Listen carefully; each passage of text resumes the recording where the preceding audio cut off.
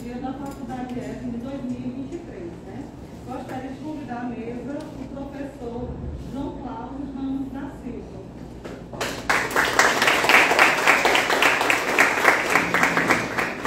Gostaria de convidar à mesa o professor Dorivaldo Carvalho. Gostaria de convidar o professor Edson Rabelo para fazer parte da mesa.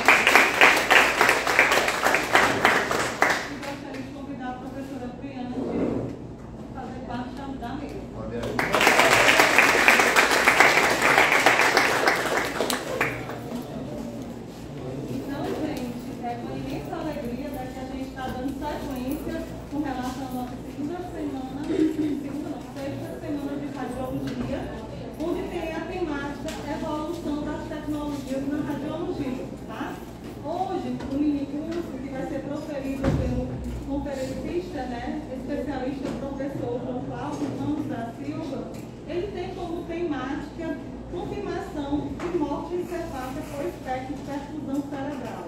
Fique à vontade, professor, para dar início à conferência. Boa noite a todos.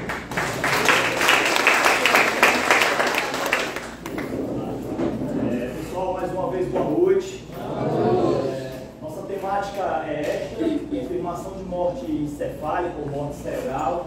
Pelo método de espectro de perfusão cerebral, e no qual vamos começar aí pela sigla SPECT, né? Significa Single Photon Emission Complex Tomography, né? Ou seja, tomografia por emissão de fóton único. Para o pessoal que já é acadêmico de radiologia, que já tiver cumprido a disciplina de medicina nuclear, provavelmente viu as diferenças entre o método PET e SPECT, né? Que é uma temática voltada para a área da medicina nuclear. Mas nessa palestra de hoje, a gente vai abordar não só o método, mas vamos falar também do protocolo, vamos falar da morte encefálica, que é uma temática multiprofissional, não só porque sou estudante da área da radiologia, não vou vivenciar isso, mas isso é uma temática multiprofissional, tá? No qual todos nós, profissionais da área da saúde, precisamos ter o conhecimento básico, tá? Do que se trata a morte encefálica. Bom, vou aqui no meu currículo, sou tecnólogo em radiologia, formado pelo IFE, crianças 3 pós em gestão, docência, tá? Radiologia odontológica, graduando em imaginologia, sou acadêmico de enfermagem e atualmente eu não estou na assistência, estou exclusivamente na sala de aula, tá? Aula manhã, tarde, noite, sábado, domingo, enfim, na sala de aula, tá? Mas com experiência profissional nas áreas de diagnóstico por imagem, tá? Como setores de exames radiográficos convencionais, experiência de tomografia com ressonância, tá? Centro cirúrgico, radiologia odontológica e medicina nuclear, que é a temática que eu vou trabalhar hoje. Bom, então, primeiramente, vamos começar falando um pouco do conceito, né? O que é a morte cerebral. Conforme a Sociedade Brasileira de Medicina Nuclear e também o Conselho Federal de Medicina, morte nuclear é a cessação total, irreversível de todas as funções cerebrais, inclusive do tronco cerebral. Tá? Essa temática a gente vai abordar as principais indicações de abertura de protocolo de morte cerebral. Tá? Geralmente são pacientes graves, com lesões bem graves, né? Lesões praticamente irreversíveis, e vai ser submetido a um protocolo de morte encefálica.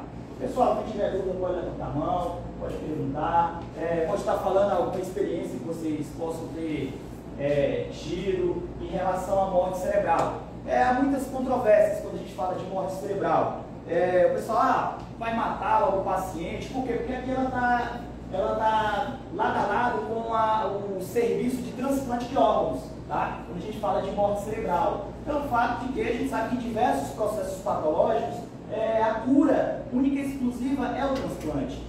E tem muitos pacientes graves, quando a gente vai se deparar, né, vai se impor empatia pelo lado da família, nunca o familiar vai aceitar a morte encefálica, vai aceitar a morte. Né?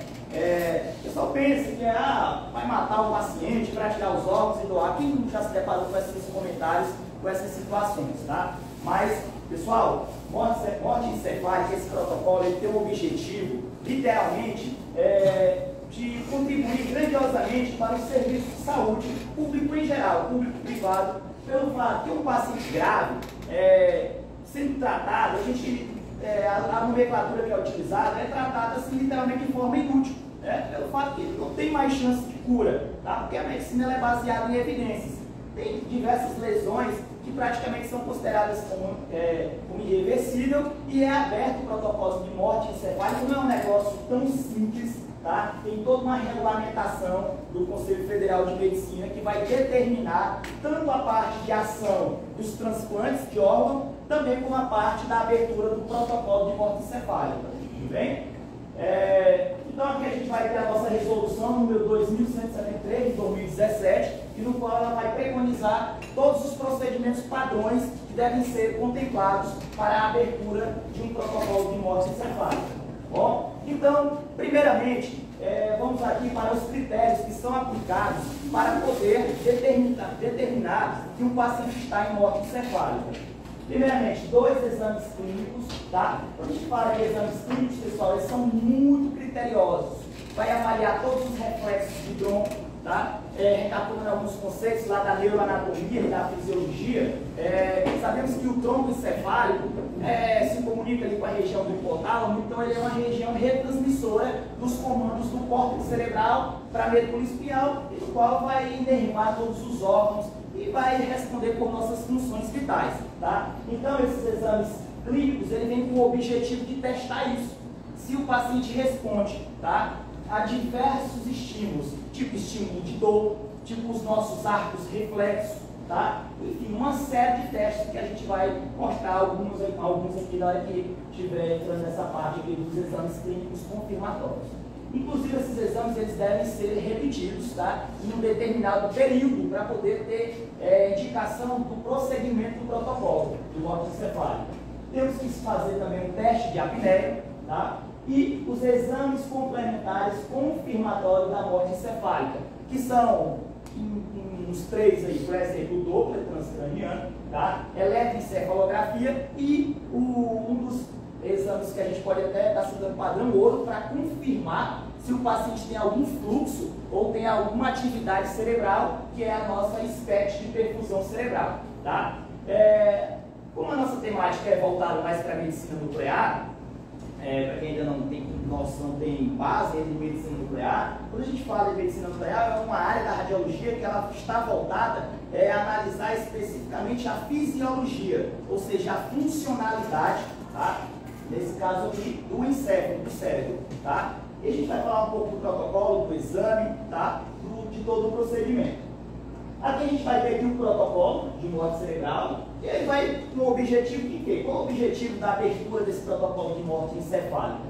Conhecer a real situação do paciente, informar os familiares, evitar tratamento inútil, tá? Porque os tratamentos são bem onerosos, tá? De curiosidade, uma diária de um paciente em unidade de terapia intensiva ultrapassa valores aí de 8 até 10 mil reais diárias, pessoal, por paciente. É um custo para um serviço de saúde. E sem falar que a gente tem uma demanda de fila de espera de pacientes, né, que literalmente a medicina dele é desenvolvida dessa forma, principalmente em leitos de instituições públicas, às vezes eles dão mais perspectivas, né? Eles têm muito interesse em abrir esse protocolo para dar mais perspectiva para paciente que tem um prognóstico menos ruim do que aquele que está tendencioso a abrir o protocolo de morte encefálica, tá? Reduzir custos, otimizar leitos de unidade de terapia intensiva e oferecer à família a opção de ajuda a outras pessoas por meio do transplante de órgãos, tá? Então, para poder abrir o protocolo de morte encefálica, o médico, tá? Para executar, ele tem alguns critérios conforme o Conselho Federal de Medicina. Por exemplo, ele tem que ter pelo menos 1 ano de experiência. A exigência principal que o médico que vai abrir um protocolo de morte encefálica do paciente suspeito é que não se faça parte da equipe doadora, né, da equipe de transplante. Então, essa é a exigência principal, tá? Não pode fazer parte, beleza? Este profissional ele tem que ter realizado o acompanhamento no mínimo, né, de 10 protocolos de morte encefálica ou um curso de capacitação, tá, exclusivamente em morte encefálica. Perceba, pessoal, que é bem criterioso, não é assim, o paciente vai ter mais chance, deu morte cerebral e vai, né, abre a vaga para outro. Não é assim, pessoal. pessoal, tem todo um critério, tá? Tem toda uma legislação, tá? Tem todo, tudo é baseado no Conselho Federal de Medicina, tá? Enfim, então quais são os pacientes que são mais tendenciosos, né? Quais são os pacientes que são indicados a abrir o protocolo de morte encefálica? Pacientes que têm lesões graves, estruturais encefálicas, que são consideradas, né, como irreversíveis e bem documentadas, assegurar causas reversíveis também de coma que foram excluídas ou corrigidas, ou seja, para poder verificar também se aquele paciente tem alguma responsividade mesmo, tá? Porque nem sempre o protocolo de morte encefálica, ele é literalmente só para declarar o óbito do paciente, ele é para também determinar se aquele paciente ele tem alguma responsividade, se ele tem alguma responsividade respiratória, né? Se tem algum reflexo. Tá? Então, esse paciente que responde, que dá positivo para cancelar o protocolo de morte, ele tem perspectiva de tratamento, né? Conforme baseado nas evidências, né, dos tratamentos médicos. Tá? Paciente, obrigatoriamente, para ser aberto, para ser inserido no protocolo de morte encefálica, ele tem que estar em coma Glasgow 3. E Glasgow, pessoal, é uma escala que ele vai mensurar a responsividade dos pacientes. Ela vai ter uma escala de 3 a 15. Tá? Então, o grau 3 é um grau que o paciente não tem perspectivas, entre aspas, né? Não tem resposta. Lógico que se analisa uma série de fatores que está vendo do Glasgow aqui para mostrar também. Tá? E também pacientes que não apresentam incursões ventilatórias, tá? De forma alguma. Literalmente aquele paciente que está só respirando pelos aparelhos, ou seja, está no ventilador e o seu fluxo, né? A sua resposta respiratória, as suas incursões respiratórias é exatamente a que foi determinada e programada no ventilador, tá? E algumas indicações patológicas que vão levar os pacientes a este quadro. Pacientes em AVC, acidente vascular cerebral encefálico, isquêmico ou hemorrágico, tá? Tumores, infecções do sistema nervoso central, trauma crânioencefálico e principalmente a encefalopatia hipóxico isquêmica, que é aquele paciente que passou um bom período em PCR, parada cardiorrespiratória, tá? Então desenvolve a lesão cerebral. Esses pacientes é o que mais tem indicativo de morte cerebral, devido o cérebro passar bastante tempo sem oxigenação. Mas para abrir esse protocolo de morte encefálica também tem alguns critérios. O paciente tem que estar no mínimo em observação hospitalar no mínimo 6 horas. Então o paciente chegou hoje na unidade de terapia intensiva, já vai abrir o protocolo de morte encefálica. Isso está contradizendo as normativas do Conselho Federal de Medicina. Tá? Ou 24 horas após a encefalopatia hipóxico isquêmica, né? Proveniente da PCR. A gente tem alguns padrões radiológicos, né, de 3 pacientes que têm indicação de abertura. Né? Por quê? Porque a medicina, geralmente o pessoal tem assim, uma contradição, né, da parte da ciência e da parte da religião. Então, o pessoal sempre fala, para Deus nada é impossível, certo? Mas a medicina ela é executada baseada em evidências, em casos clínicos. Então, pacientes geralmente, grande maioria dos casos dos pacientes que têm lesões tipo massa cerebral com efeito de herniação sobre o tronco, são lesões bem graves, né? Que tem indicação. Paciente com lesão envolvendo primariamente a região do tronco encefálico. Como eu falei, é uma das regiões que são mais vitais, é o tronco encefálico, por quê? Porque ela vai retransmitir as informações do córtex cerebral para a medula e, por sua vez, distribui para os órgãos e todas as funções vitais. E lesão axional difusa, com edema difuso, ou seja, não tem responsividade do córtex cerebral, né? Então são lesões bem graves. Tá? Então aí a gente vai ter o quê? Incorporando a temática aí, né, da nossa semana de radiologia, a utilização das tecnologias, né, para a evolução da medicina em geral. Né? A radiologia, pessoal, hoje em dia, a gente é fascinado, eu e meus colegas aqui, tá? Somos fascinados, porque a medicina hoje em dia não se faz sem radiologia. Se a gente for ver desde os procedimentos mais simples, procedimentos odontológicos, hoje em dia cirurgias ortopédicas, praticamente todas as áreas, e principalmente, pessoal, nesta área que vai literalmente determinar a vida do paciente. A vida ou o óbito, não é verdade? Então, a medicina se baseia nisso, em cada vez mais buscar menor possibilidade de erro, né? Beleza? Pré-requisitos, já falei alguns, né? Paciente apresentando o homem irresponsível. Vamos ter aqui os testes, né, que está incluso no protocolo de morte encefálica, os exames clínicos, que ele vai, por sua vez, analisar o tronco encefálico. Então, pessoal, na nossa área da radiologia é essencial a gente conhecer a anatomia, não tem para onde. Anatomia e neuroanatomia. Porque numa temática dessa aqui, uma indicação, se você vai ser um profissional que vai executar o procedimento ali, né? Então o mínimo que você tem que saber é de tudo que está acontecendo ali, daquele prognóstico, qual o objetivo, tá? Então o que é que se busca, né? Neste protocolo, quando a gente fala aqui dos exames clínicos, a gente está querendo analisar o quê? Que é testar todos os 12 pares de nervo craniano, né? Que ele emerge lá do tronco encefálico e vai inervar tanto a face e também vai avaliar especificamente os nervos espinhais. E vai mostrar um pouco aqui do que é realizado, né? Como que é realizado esses exames clínicos para a gente chegar à nossa parte específica.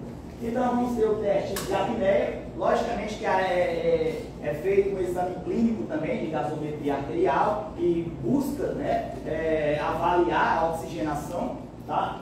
Também é feito testes, literalmente desconectando o ventilador do paciente para verificar se tem algum movimento diafragmático, né, se tem alguma incursão respiratória. Tá? Então a gente tem toda essa contextualização aí para poder determinar. Lógico que é feito e é repetido, né? Então é algo muito sério, tá? Então a gente tem que se embasar, né? Por quê? Porque eu falo para vocês, pessoal, é uma temática multiprofissional. Por quê? Porque quando você é estudante da área da saúde, você é profissional da área da saúde, você é um profissional referência. Seu pai, sua mãe, seus familiares, seus vizinhos vão perguntar coisas para vocês, né? Vão questionar vocês. Rapaz, aconteceu isso. Não é quando você tem um conhecimento mínimo, você está ali, né, para contribuir para a sociedade em geral, esclarecendo, tá?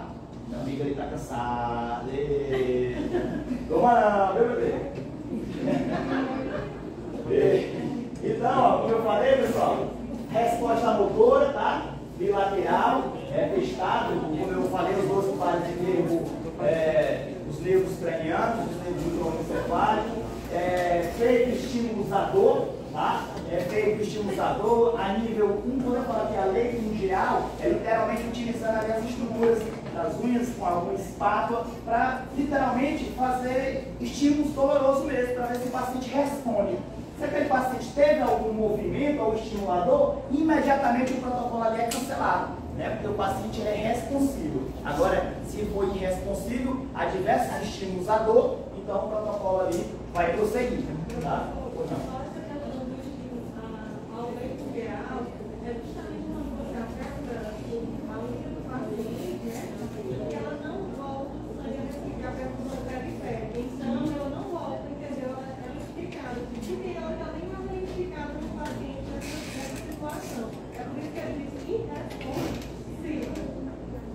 Exatamente.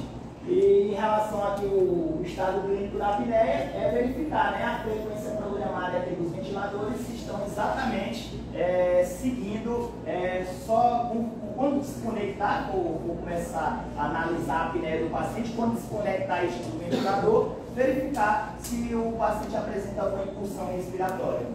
Comentado anteriormente. Tá?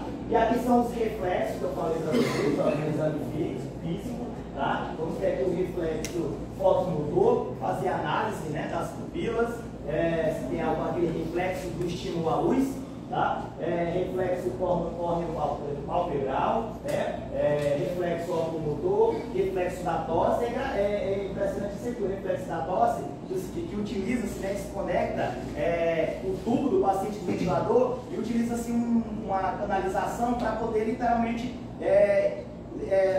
passar ele até na região da traqueia, até a região da carina e causar movimentos, né, para verificar se o paciente responde com estímulos de tosse. Tá?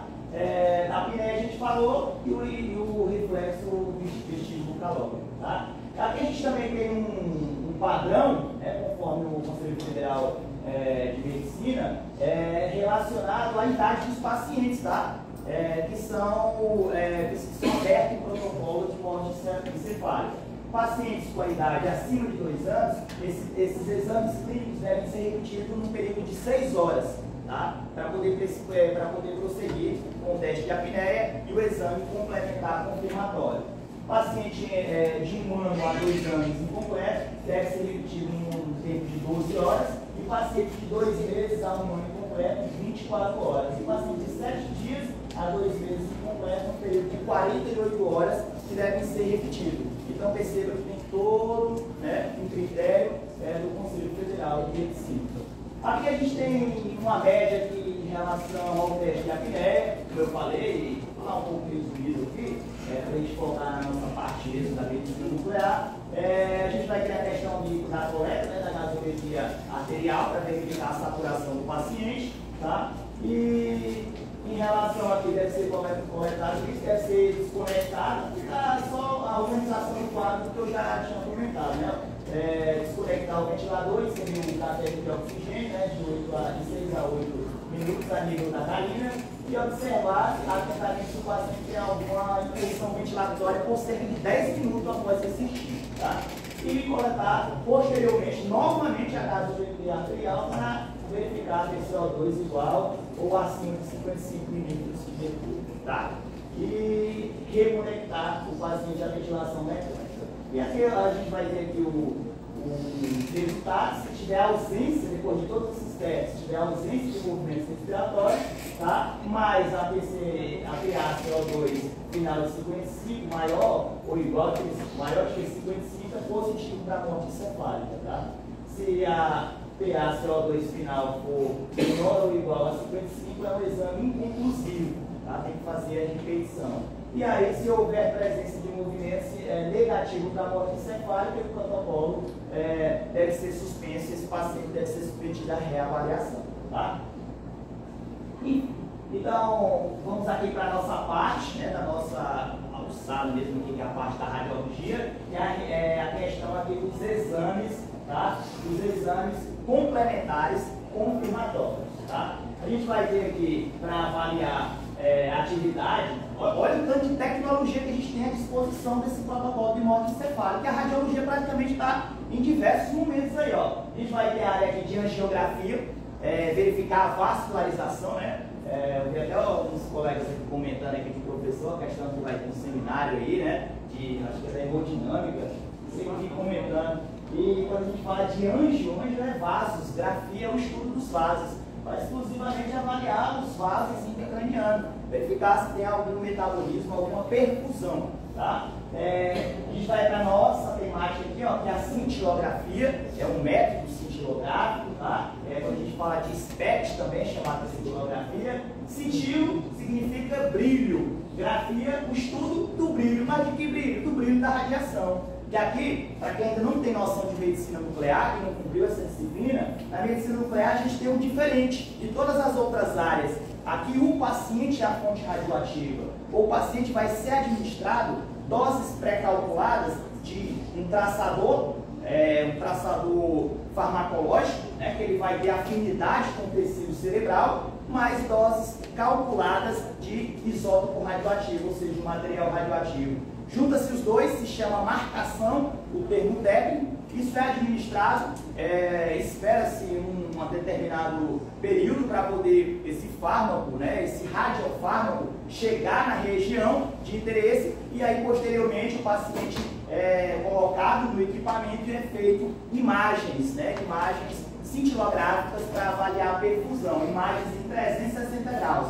Quando a gente fala de cintilografia, a gente tem uma certa diferenciação nos métodos de aquisição na medicina nuclear. Vamos ter as cintilografias estáticas, vamos ter as dinâmicas, vamos ter as SPECTs, que vão avaliar fluxo, tá? Então a gente vai ter vamos ter vários métodos, né, de varreduras, vários métodos de análise de imagem, vai depender muito do objetivo. No caso aqui da morte encefálica, como se quer ter noção panorâmica, o nosso software computacional posteriormente vai fazer reconstruções, literalmente seguindo aqueles mesmos princípios da tomografia tradicional, vai reconstruir imagens e a gente vai ver diversas projeções de todos os ângulos do encéfalo do paciente e aí dá para fechar o diagnóstico se tem alguma presença de perfusão cerebral, tá? Vamos também ter o Doppler transcraniano, vamos ter aqui a monitorização da pressão intracraniana, TC tá? E o SPECT. Também a avaliação da atividade elétrica, a gente vai ter eletroencefalografia, e a avaliação metabólica, que também entra aí a tecnologia do PET, né? O SCT, extração cerebral de oxigênio. Enfim, tem uma série de tecnologias à disposição para confirmar. Não tem como fechar, pessoal, não se fecha diagnóstico de morte encefálica só por exames clínicos e por teste de apneia. Obrigatoriamente, conforme o Conselho Federal de Medicina, tem que ter esse exame complementar, ou 2 no mínimo, né? Para realmente constatar o óbito do paciente. Tá? E aqui foi nesses quesitos das tecnologias tecnológicas. Aí nós não citamos a ressonância, ela não se encaixa para avaliação do... Diretamente não, né? Conforme essa nova resolução da medicina nuclear, a gente vai ter esses métodos aqui, porque a ressonância magnética por si só é um método assim um pouco mais demorado, né? E o paciente, temos que analisar, vou até falar os pré-requisitos dentro de uma sala, de um equipamento como este, a sala tem que estar preparada, né, com oxigênio, com ar comprimido, tem que ter os monitores, para porque é um paciente grave. É um paciente que está vivendo literalmente com os aparelhos, né? Tem que ter o ventilador. As drogas vasoativas, né? Geralmente o paciente está com hipotensão arterial, né? Sim, ele pode ter alguma cardiopatia também, né? Já associado que levou ele a ter, né? Essa parada, né? Que é a doença de base do paciente, e que realmente há esse aparato tecnológico para manter o paciente vivo enquanto está fazendo o exame. É a confirmação, né? A confirmação, né? Exatamente. E a ressonância por si só, sabemos nós que a ressonância é um imã gigante. E essa parafernália de bomba, monitores, né, ventiladores, é um pouco inviável para colocar isso dentro da ressonância. É verdade. Aí, literalmente, por isso que ele não se encaixa aqui, por causa da necessidade de encerrar isso. Né? Aí o procedimento, ó, vamos ter o material radioativo, uma foto vale mais que 1000 palavras, né? Falei para vocês aqui, ó, vamos ter o isótopo radioativo, que a gente utiliza aí o tecnésio, tá? Aqui a gente vai ter o fármaco, a gente utiliza geralmente 2 fármacos. Eu vou mostrar um pouco à frente aí para vocês. Aqui o paciente posicionado no eixo central, né, aqui no isocentro do equipamento. O equipamento vai fazer a rotação 360 graus em torno da estrutura de interesse. E isso, por sua vez, vai coletar as informações provenientes aqui do encéfalo. E aí a gente vai ver aqui no fim, para fechar, padrões, casos clínicos aqui de pacientes que não responderam e não tiveram perfusão cerebral. E aí foi constatado e fechado, né, o óbito do paciente. Tá? Por não?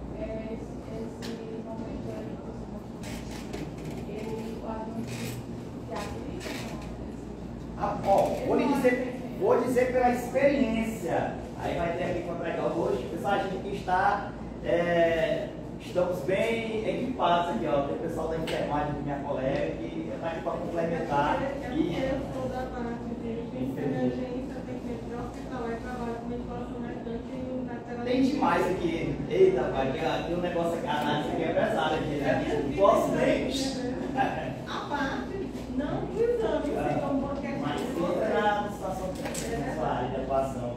Aqui é um ponto que ela perguntou aqui, professor, um ponto bem interessante, essa questão do profissional administrar. Aí vem até uma temática aqui com a mesa redonda, né? O que diz a legislação, o que diz fiscalização do COREM, o que diz fiscalização do CRTR, né? E o que diz a exigência dos profissionais, gestores, né? Que ele não quer contratar dois profissionais, não quer contratar, muitas vezes ele quer economizar, vamos falar logo direto e reto, né? Ele quer economizar. Então, o que eu recomendo é você estar preparado para funcionar. É você aprender lá na oportunidade que você tiver. Né? Porque eu trabalhei com os 2 serviços que tem aqui no Piauí, na bionuclear e na UTI nuclear. Lá literalmente é só o técnico de radiologia, o tecnólogo de radiologia, que ele funciona. O pessoal que não gosta de trabalhar, não vá para a área da medicina nuclear. Eu digo, todas as áreas da radiologia você trabalha pra caramba, mas a medicina nuclear, você não respira não. Você chega lá, na hora que você bater o ponto, vai trabalhando até eu ir embora, não nem pisca. De jeito nenhum, o pessoal vai muita competência. Inclusive até me estimulou ir para essa área da enfermagem, porque lá, quando eu tinha experiência na medicina nuclear, eu fazia muita coisa da enfermagem. Se eu for comentar, auxiliava médico nos testes ergométricos, né, tinha que ter noção de eletrocardiograma, teste de esteira, fazer a administração do radiofármaco, tanto endovenoso como também subdérmico, em cintilografias de linfonodo e sentinela, tá? Então, pessoal, é muita competência. A gente tem que fazer controle de qualidade, fazer preparo, eluição, controle de qualidade, administração de medicamento, sem falar que depois disso tudo, que não é da competência da radiologia, aí você vai para a sua área, fazer as imagens, posicionar o paciente, orientar, fazer a anamnese, fazer o rapaz, a gente na medicina nuclear, pessoal, a gente cuida até do lixo, porque o lixo é radioativo, né? Todos nós sabemos que temos que ter responsabilidade social, que rejeito radioativo deve se dar o tratamento, deve ser acondicionado, esperar decair a atividade para poder assim ser desprezado como rejeito infecto, ou perfuro cortante, ou infectante, ou resíduo comum, porque a gente vai dar toda a segregação, né? Por isso que a gente tem uma disciplina de biossegurança, uma disciplina de descartes de resíduos, porque a gente precisa muito de responsabilidade trabalhando numa área como essa, tá? Enfim, para fechar, a gente vai ter aqui a parte do exame, tá? E temos que utilizar o radiofármaco específico. É aquela questão, pessoal, não tem como, pessoal, né? Em todas as áreas, a gente vai ter um pouco de multidisciplinaridade. Ou seja, você tem que conhecer um pouco. No curso de radiologia, a gente não tem a disciplina de farmacologia. E às vezes eu não concordo com o profissional, um estudante também, porque farmacologia você precisa conhecer das drogas, você precisa conhecer dos requisitos de controle de qualidade, tá? Aqui, pessoal, aqui a gente trabalha com tanto tipo de droga, com tanto tipo de medicamento, que cada medicamento deixa aqui vai ter uma afinidade tecidual, né? Vai ter a chamada farmacodinâmica e farmacocinética específica da administração até ele migrar para o tecido de interesse e, posteriormente, a gente posicionar o paciente e fazer uma captação, fazer uma varredura, né? Tem todo um contexto aí que a gente precisa entender de droga, dessas medicações, tá? O uso do radiofármaco específico, tá? Não é dependente, menos dependente da qualidade de bolos, ou seja, da quantidade, né? Por isso que aqui na medicina nuclear, pessoal, são doses muito pequenas, a menor possível. Por quê? Aí é onde a gente vai para a nossa área específica da radiologia, questão da radioproteção. Porque na medicina nuclear, o paciente é a fonte radioativa, tá? Você vai estar do lado dele. Ah, professor, mas se eu trabalhar com avental de chumbo? Não adianta. O avental de chumbo suficiente para barrar um fóton de raio gama proveniente do TECNES teria que ser um avental de chumbo de 5 centímetros. Então, não são todas as áreas, todos estudaram na radioproteção, tempo, distância e umidade, mas não são todas as áreas que você vai utilizar esses 3 fatores de radioproteção, tá? Do mesmo jeito é na medicina nuclear. Você consegue o quê? Consegue otimizar o tempo, você tem que ser bala, mas automaticamente você tem que ser preciso. Você não pode derrubar uma seringa, derrubar um frasco e contaminar. Porque se você contaminar, a gente vai fazer as radiometrias e ali automaticamente a gente tem que suspender todas as atividades daquele dia. E provavelmente, conforme a dose da contaminação, a atividade que está naquele ambiente, provavelmente pode ser que tenha que suspender até a semana toda, a agenda, e olha o prejuízo para a comida, né? Então, temos que ser muito precisos nessa área da medicina nuclear, tá? Na manipulação, você tem que ver ali que você tem que correr quanto tempo, mas também tem que ser preciso também, tá? Fazer uma administração, uma punção adequada, porque senão o radiofármaco não vai chegar no órgão de interesse, tem que fazer o controle de qualidade, tem que monitorar a dose adequada, então tem uma série de pré-requisitos para quem for trabalhar na medicina nuclear, quem tem afinidade, se especializar, é exigido dessa área, tá? Ou não? Esses, tá aqui. Obrigado. Esses radiofármacos, a empresa, nós temos 2 empresas interessadas, eles têm que fazer um pedido, vem exatamente onde, como chega e como é armazenado esse tipo de material. Cada empresa, como é que elas fazem para estar armazenando esse tipo de material? Assim, obrigatoriamente tem que ter as unidades, né? Vamos ter os radioisótopos, vamos ter uma série de materiais, na verdade, né? Dependendo do procedimento, dependendo do protocolo, dependendo do exame. Por exemplo, tem o TECNES, o TECNES mercúrio. O TECNES por si só, a composição farmacológica dele tem afinidade com diversos tecidos. Ele, em alguns exames, tipo uma análise estática de tireoide, ele, por sua vez, é administrado e ele já migra ali, já consegue analisar, né, a captação tireoidiana. Mas, por exemplo, esse aqui na nossa temática de perfusão cerebral, a gente usa o mampão, né, e o ECD, que são os 2 fármacos que têm afinidade tecidual pelo encéfalo, pelo cérebro, São fármacos que são misturados com TECNES. Então o que acontece? Vamos falar do isótopo radioativo, que é o que realmente tem a preocupação. Eles vêm via aérea, tá? É pedido semanalmente um gerador, porque você gera radiação dentro do serviço.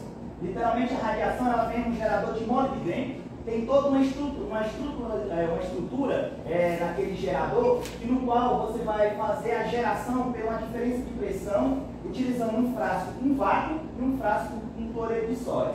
Vai ter duas agulhas, você conecta um frasco numa agulha com cloreto de sódio, e na outra agulha você conecta lá o vácuo. E aí, por diferença de pressão, o vácuo vai aspirar o cloreto, ele passa pela serpentina, lava o molibdênio e isso é aspirado, e aí você vai ter a radiação do dia. Como que você deve armazenar aquilo? Dentro de blindagens de chumbo. É um serviço que geralmente o pessoal fala, rapaz, medicina nuclear é complicado um pouco para contratar a mulher, por quê? Porque tem muito peso. E realmente, pessoal, as lixeiras de chumbo é bicho que pesa pra caramba, tá? Isso que a gente fala a questão da ergonomia também, que vocês estudam na biossegurança, como pegar peso. Sim, tem que ter todo um material para facilitar a condução desse chumbo, né? Roldanas, alguns materiais. Ou seja, aí você vai pegar muito peso também, tá? Porque tudo tem que ser dentro do chumbo. Por exemplo, se a gente vai fazer um exame dinâmico com o paciente posicionado lá no equipamento na grama. Aí você vai lá, tem uma sala exclusiva, tá? Complementando a pergunta, tem uma sala exclusiva que se chama sala quente, que é a sala de armazenamento de todos os isótopos radioativos, fica na sala quente.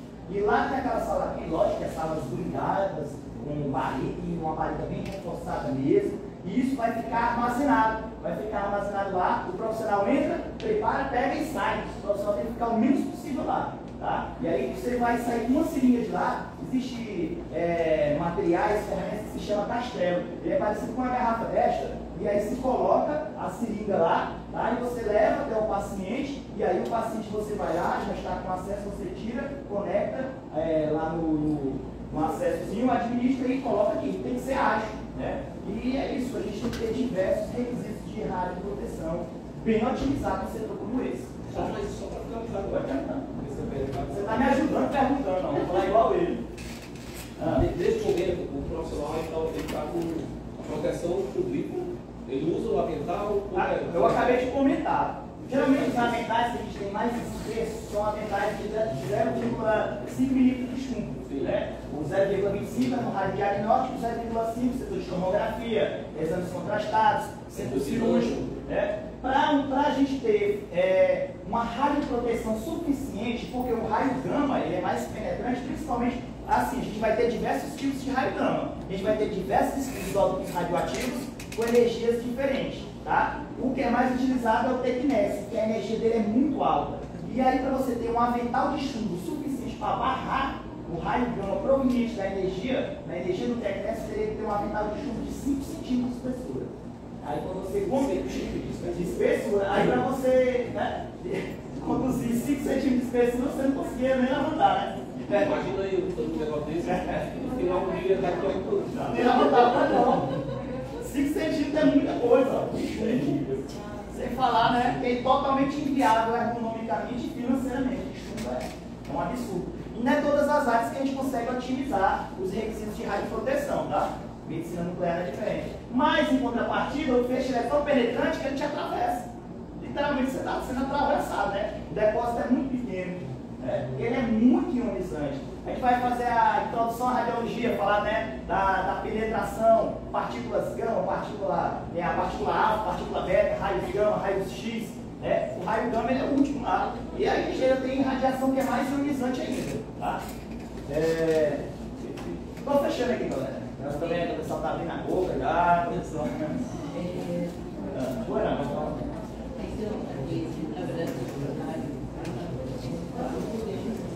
Só que a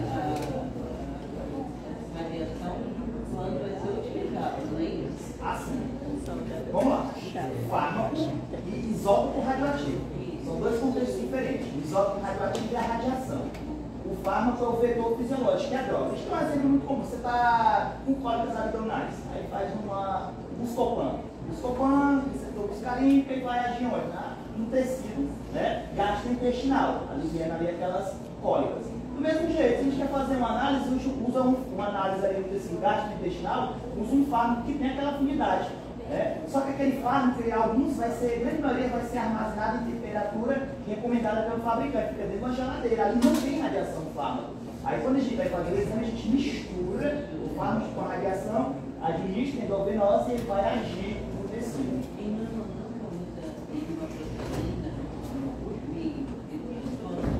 Alguma proteção? Não, por exemplo, o fármaco é um meio transforme. Sim. Não usa proteína também como Correto? Muito que a gente tem aqui disponível na nossa realidade não se utiliza até então, né? Mas é uma área bem tecnológica, né? Sempre vai estar avançando constantemente e assim é de suma importância de estar buscando conhecimento constante, né? Para buscar essas novas tecnologias aí. Tem um pouco da proteína para ninguém entender um pouco, que é da proteína do radical. A importância.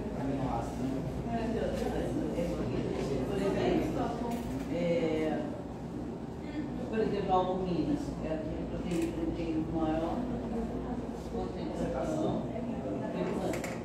E, por exemplo, na minha área, quando eu uso uma proteína Exclusiva, né? Como para traçador. isso. É marcador. É um marcador. Pois é, assim, essa questão do marcador e essas proteínas, elas são detectadas como na substância? Então, é assim, quando eu estou falando de epigenética, está pegando, por exemplo, eu tinha um projeto, seria um projeto de laboratório que consistia em marcar, eu queria acompanhar a evolução da leishmania no camundonguinho, desde que ele entrasse exatamente todo o mecanismo, desde relação, né, o parasitinho e a célula, até a circulação e como que ia parar para o pouquinho, que era como que trabalhar. E aí, tinha um pessoal que fazia palestras falando sobre esses materiais radioativos. Eu fiquei encantadíssima. E aí, por conta de uma outra palestra que eu assisti, a só que daí precisaria de alguém que estivesse o que dentro. Pessoas de proteção, né? Aí, só que era totalmente inviável, porque os custos, né? Então, o que eu fiz foi usar proteínas com fluorescência, marcador com fluorescência. E aí, eu usaria uma proteína. Na verdade, depois que eu achei mais interessante também eu ver o vídeo, eu achei interessante usar citokina. Porque ela não é nem produzida no passar pelo vídeo. E aí marcaria com fluorescência. E aí, quando o animal fizesse a expressão, ele poderia colocar esse brilho, mas pela fluorescência. Buscar o teor, né? A quantidade. Isso. Tem uma área da nossa radiologia também, envolvida nessa área da medicina nuclear, e eu tive até experiência nas mastectomias. Mastectomia baseado na identificação do linfonodo sentinela. A gente tanto utilizava o radioisótopo, com um fármaco que se chama FINAC, e também lá no ato cirúrgico, na análise, o cirurgião ele administrava lá o azulzinho lá, o azul patente.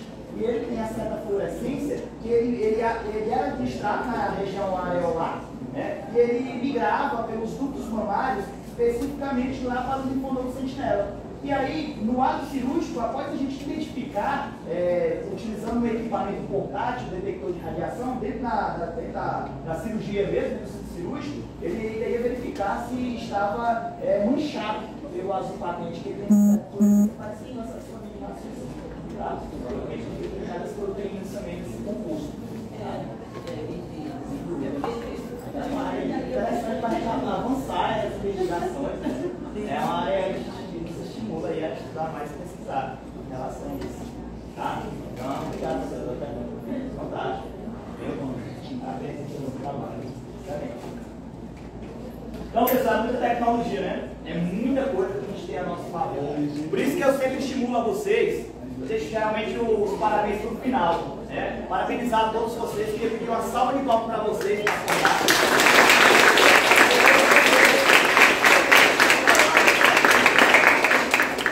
Para vocês verem que vocês estão compromissados com o conhecimento, buscar se capacitar, se atualizar em novas temáticas que foram oferecidas aqui ao longo da nossa semana de radiologia da instituição. Tá? Então, parabéns, pessoal, que é desse jeito. Radiologia ninguém sabe de tudo.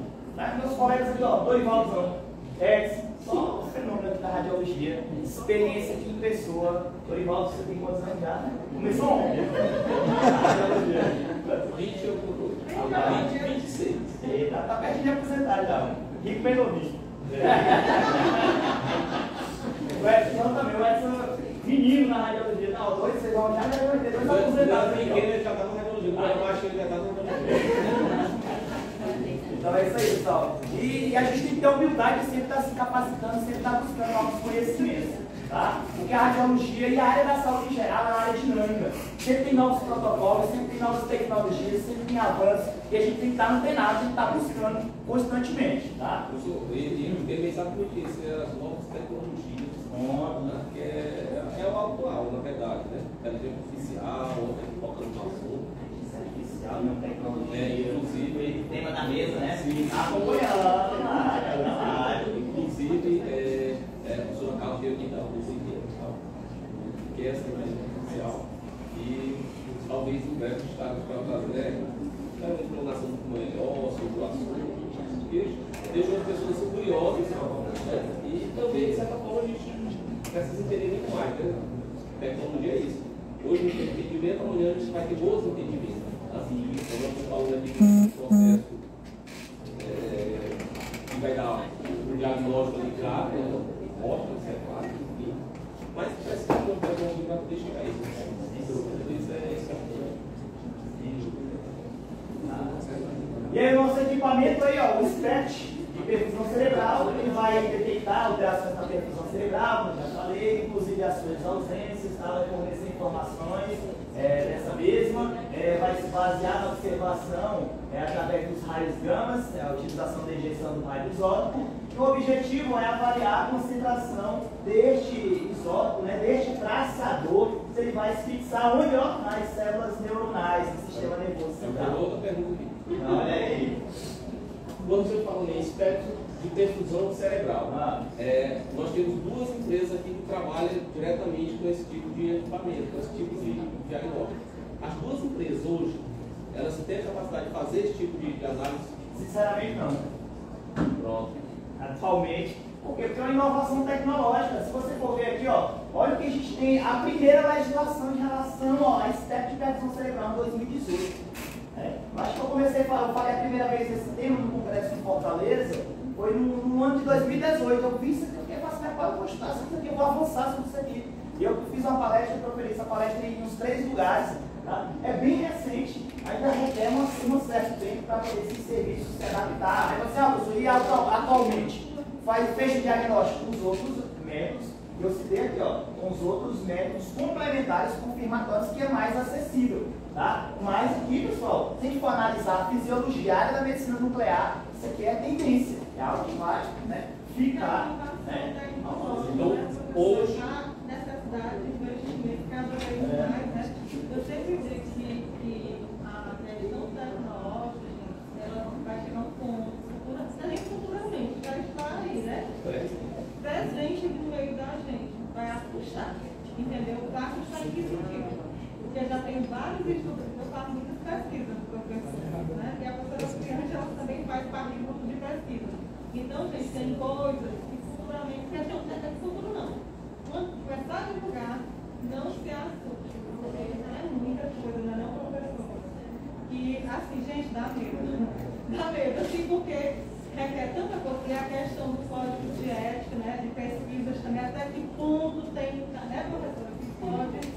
Está entendendo, professor? É muita coisa que requer. Quando o Dorival fez essa peça do senhor, essa nenhuma. Por quê? Quando rola a inovação, tem que haver um parado tecnológico e também a questão da logística financeira do custo, né?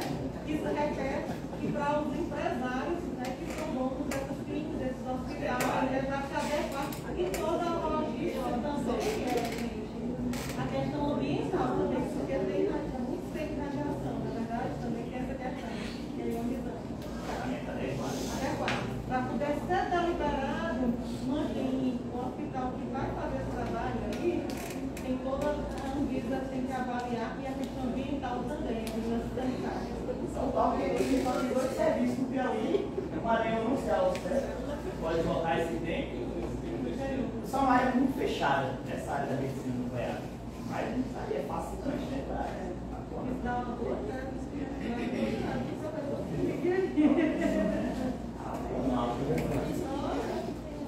Aqui o equipamento, tá? Que é o SPECT, né? Que significa Single Photon Emission Tomography, tá? Que é a tomografia computadorizada por emissão de fóton único. Ah, por que é simples? Porque a gente vai ter o SPECT vai ter o PET. O PET é foto duplo, é tomografia por emissão de pósitrons. Aqui a gente vai ter um único fóton sendo emitido em um único sentido. Lá no PET não, vai ser dois fótons, né, exatamente de 511 keV, sendo emitido, né, bilateralmente em dois sentidos. Obviamente que os estudos por PET vão ser estudos bem específicos, inclusive ele é aplicado aqui também na confirmação de morte cerebral, tá? Só que é um método um pouco mais avançado, sem dúvida alguma, mais oneroso, menos acessível e menos disponível, tá? O PET se espera já é difícil, mas no PET, né? Aqui a gente tem um único equipamento, a gente tem um único equipamento na UDI de 4 horas e é muito subutilizado o equipamento PET. Né? Investimento astronômico, né? A gente vê que o pessoal fala muito que o PET lá está usando só para tomografia. Né? Quase que eu incentivo, né? Porque é um exame muito caro. Só para vocês terem ideia aí, é um exame que convênios no colo, SUS muito menos. Se o paciente quiser fazer, em volta de R$9.000, R$10.000 um exame. Por aí. América, enfim, tá? É um absurdo. E aí a gente vai ter dois equipamentos, gramas de 2 cabeças, gramas de 1 cabeça, que é só para agilizar a aquisição da imagem. Tá? O paciente é posicionado, recurso dorsal, a estrutura de interesse fica aqui na região da gama. Tá? Essas duas cabeças aqui vão fazer a detecção do foco, digamos, da presença do traçador, e posteriormente isso vai ser enviado, né, por meio de toda uma tecnologia até ser convertido na imagem computacional. E aí é uma física um pouco mais complexa para a gente compreender como essa radiação que chega aqui apresenta-se na tela do computador. Tá?